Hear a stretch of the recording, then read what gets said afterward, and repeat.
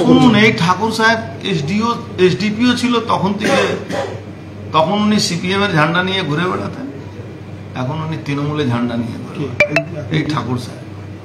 তো ঠাকুরকে নিয়ে এসে গব্বরকে জব্দ করেছেন, আমার মনে হচ্ছে না। গব্বরকে জব্দ কিন্তু জয়া বিরু করেছিল।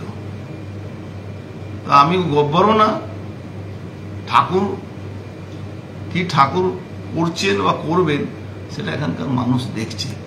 ঠাকুর সাহেবকে এখানকার মানুষ খুব ভালো করে চিনে। ওনার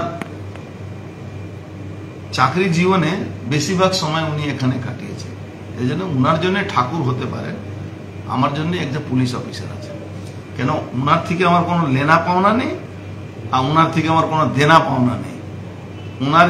ওনার সঙ্গে কোনো আমার ভাগ বাটোয়ারাও কোনো ম্যাটার নেই, আর ওনার সঙ্গে আমার না ভাগ বাটোয়ারা কোনো ম্যাটার নেই।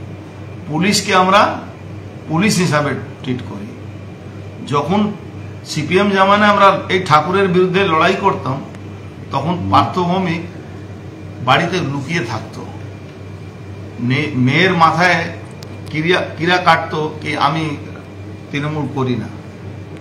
তো সেই পার্থভৌমিক গল্পটা ছেড়ে দেবে। দাবি ত্যাগ এই চ্যানেল কোনো প্রচার করে না। হিংসাত্মক, ক্ষতিকারক বা অবৈধ কার্যকলাপ এই চ্যানেল দ্বারা প্রদত্ত সমস্ত বিষয়বস্তু শুধুমাত্র একটি শিক্ষামূলক উদ্দেশ্যের জন্য। ধন্যবাদ। শুভেচ্ছা টিম আমার বাংলা নিউজ।